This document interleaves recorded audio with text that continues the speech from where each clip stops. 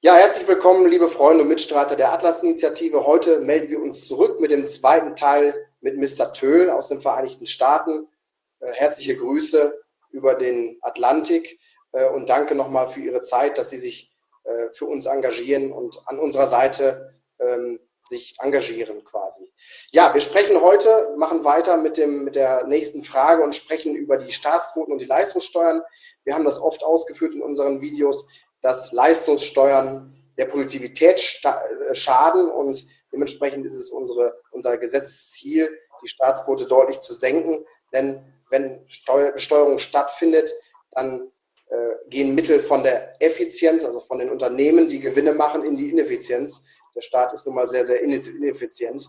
Und ja, was würden Sie vorschlagen, wie wir unserem Ziel näher kommen und befürworten Sie unseren Plan, dass Leistungssteuern abgeschafft werden müssten? Okay, thank you.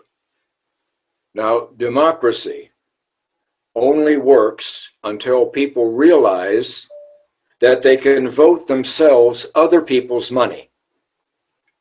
Democracy also can only be sustained in the long run and support freedom at the same time, as long as the vast majority of voters in Germany know that there are certain principles of behavior, certain principles of public life that are inviolate. They are sacred. These are outside the sphere of politicians making decisions. Now, the failure of both of these items above has put democracy in mortal danger, if indeed it still exists at all. My young German college students tell me, and I've had many from all over Germany, that the only thing they would go to the streets and fight for is if they felt democracy and freedom were being threatened. That would make them angry. None of the other things, the Nord Stream or this or that doesn't anger them. It's the threat to democracy and freedom that will anger and bring young people out of their shell, out of their fear. Now, productivity growth must come from the bottom up. It must have a sense of unity that comes through and out of German families who have faith in a future that they help create. This is a prerequisite for the social market economy that is sustainable. You have a wonderful word, Nachhaltigkeit, has to do with sustainability, but I believe it has to do with a type of sustainability that is without undue effort. It doesn't need everyone pushing the boulders uphill all the time because it's natural, it flows.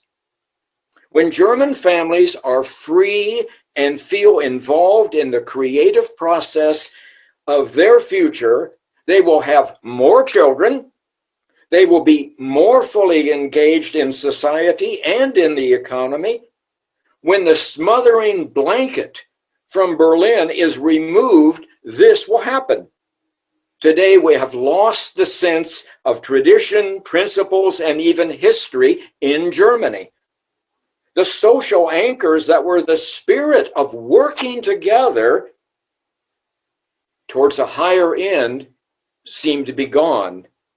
When people are free and happy and confident in the future, productivity increases, permeating the society without the undue effort.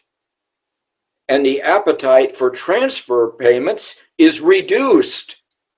The vast majority of Germans get great pleasure from doing work that is worth doing and seeing an outcome and then being justly rewarded for. They don't want a greater reward, but they want to be rewarded for what they have done. The state is notoriously inefficient, and the closer we look at it, it becomes insanely inefficient. That's number 4 for me. Ja, lassen Sie uns sprechen über die Europäische Union, die EU, und in dem Zusammenhang sei gesagt, wir sind durchaus ein Befürworter kleiner, effizienter Einheiten, auch bezogen auf die Staaten. Also wenn man auf den größten Wohlstand global blickt, dann finden wir dort in der Spitzengruppe Länder wie die Schweiz, wie Liechtenstein, allesamt Länder, die außerhalb der EU sind und die klein sind, die effizient sind, die den größten Wohlstand haben, wo wir also das BIP pro Kopf am höchsten haben. Ja, und insofern steht die EU dem als Gegenentwurf und als Superstaat gegenüber, wirkt eher hemmend. Unsere Unternehmen haben mit der Bürokratie zu kämpfen, mit vielen Vorschriften aus Brüssel. Und ja, das schränkt natürlich die Freiheit der Unternehmer ein. Und natürlich führt es auch dazu, dass die EU dann nicht sonderlich beliebt ist. Und gerade jetzt im Hinblick auf den BREXIT wird die Diskussion, die Debatte um die EU deutlich größer. Wie ist Ihre Meinung zur EU und allgemein zu diesem Themenkomplex? Okay, let me take the last part of your question first. The EU is a non-functioning organization. It responds to crisis, and it creates crisis so it can respond to crisis. This is what it needs to survive. Everyone on the inside understands this. Brexit was a natural result of this situation. The British consider themselves a very clever people, a very insightful people. And the worsening muddle of the EU was no part of a future that they wanted for themselves. It was a massive waste of time and resources with very little output. Now, the government is the problem, and the government is not the solution. The EU, with its endless regulations, was tying the hands and frustrating people from the pride of a job well done and from the fruits of their labor. So, where is the value of money in the EU? The value for money? What EU bureaucrat can tell you what benefit they provide? Let alone answering the question, what do I do each day? A question they can't answer. Small, efficient units are the only possible answer to a healthy economy. The family-owned business where the owner is directly involved, such as many Mittelstand companies in Germany, that's the model that creates productivity and stability over generations. Every employee, their family, customers, surrounding communities are assured that the ownership will be responsible to their needs because there's accountability. They can see the face, they know the name. Now, likewise, politicians and the ruling class must also come from the people and be directly responsible to the people. As improbable as this may seem, I think leaders should give their phone number out so that people can contact them with their opinions and with their concerns. Today's leaders and bureaucrats in Germany are almost entirely disconnected from the consequences of their actions and the actual needs of the families that they are meant to protect, to represent, to serve. Huge corporations with remote owners and superstates with unaccountable bureaucrats give rise to the arbitrary power and the abuse of power that Ropke warned us about. It was as if he were speaking not in 1957, but he's speaking in 2020. He saw this coming. Police states come about because the covenant, the societal compact where we hold each other accountable, falls apart. It's broken. The more removed we are from our leaders, there comes a national tedium, a national boredom in which the nation's life is stifled. Nothing flourishes. Even a sense of humor is dulled in this situation. That's my answer, sir. Ja, dann zum nächsten Themenkomplex. Seit einiger Zeit haben wir die Fridays for Futures. Ja, wie soll ich sagen, das sind eher Proteste, wie auch immer man das bezeichnen möchte. Was halten Sie von dieser CO2- und Klimadebatte und den Maßnahmen im Allgemeinen? Well, in academia, I've been 34 years in the academic world, and I've lived on 4 different continents with all my bag and baggage. So in academia, it is a well-established fact that if you want to get money, if you want to get grants, if you want to get ahead, it's only the biggest and most sensational claims that are going to get published. So science has actually become politicized, and as we've seen in the corona pandemic, now it's often used as a weapon. No one can seem to have the discipline to leave it alone simply as a disease. We're using it, and scientists know they have to compete with far more popular and far more visible elements of society to get their share of the fiscal pie. They know that. They have become excellent lobbyists. Claims that, well, their most recent scientific breakthrough is the only thing that is going to save the world from disaster, even in the short term. Okay? That's where we are today. That's not science. That's raising money. History has shown us time and time again that science has been a poor predictor because it can only account for those variables that can be quantified. It's on an artificial playing field. But Benny, you and I are humans, and we live in a different world. Our world is real. It is primal. It is daily. It has to do with errands. It has to do with impossible decisions. You know, we've came down to the fact that if scientists were held responsible for their previous predictions, no one would listen to their current entreaties. And you know, we now have the Greta Thunbergs of the world.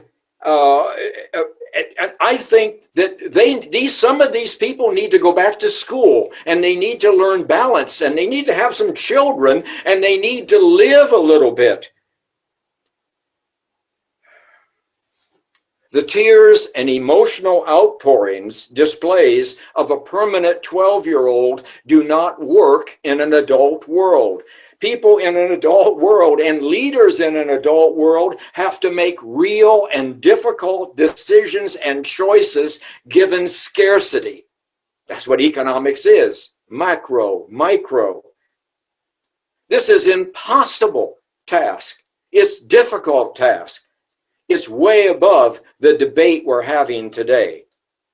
Now, if our society does foster individual responsibility, a sense of freedom, a sense of being trusted, then the last thing on earth we would want to do is to pollute our neighbors. The last thing that they would want to do is to pollute us.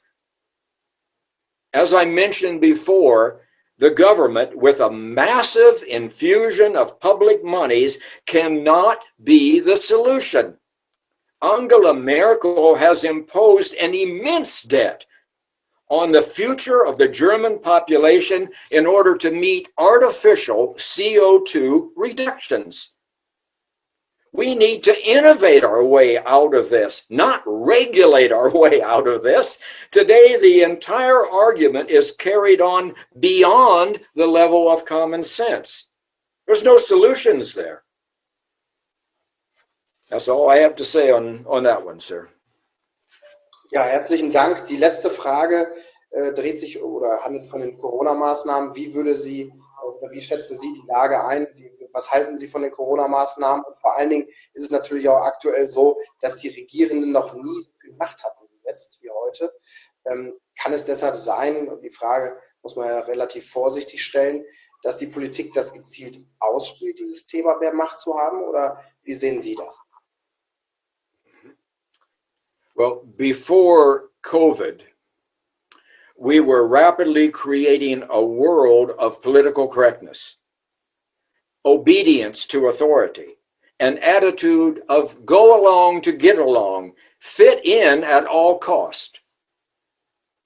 This had become so deeply entrenched that when an invisible crisis come, and it had to be an invisible crisis, okay, it was a perfect vehicle for governments and mega corporations to take advantage of the general cynicism growing in our populations when they were unable to find objective truth, when they were unable to find a way to be involved in their own futures.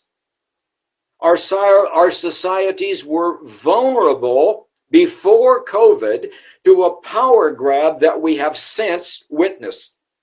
Now, history alone will be the objective judge here as to whether it was the virus itself that was the salient issue for historical view, or whether it was the massive transfer of power and influence to the elite political and business class that was the story that will be told. History alone will tell us that. Right now, I think it's in doubt. Now, Benny, if I could have some final thoughts. One of the handicaps that retards the potential of Germany today and any effort at German unity is the endless diversionary of discussion. It's diversionary of who is a German and should Germany even exist?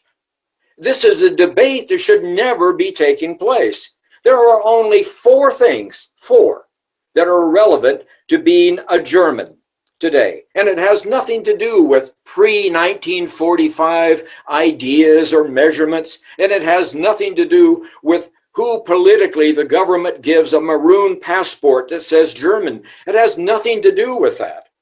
There are many people carrying a passport who have nothing to do with Germanness. There's only four. Number one, I feel German, body and soul. I don't feel anything else. I'm not divided.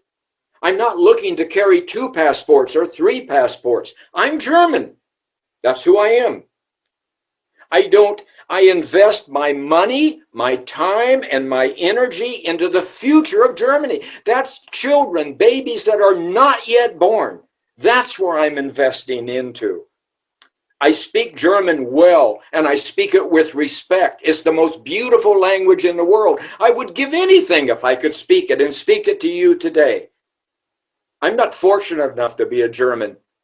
And, I mean that. And number 4, it's people who want to say, I am proud to be German when they're with other people.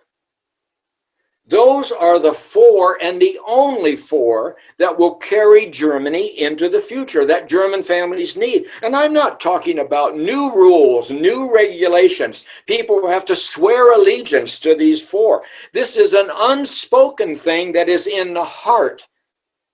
It's in the heart of people. These 4 are natural. I agree with them. I don't have to talk about them. These express a devotion to a quality of life for a family of people who chooses to live together for mutual benefit.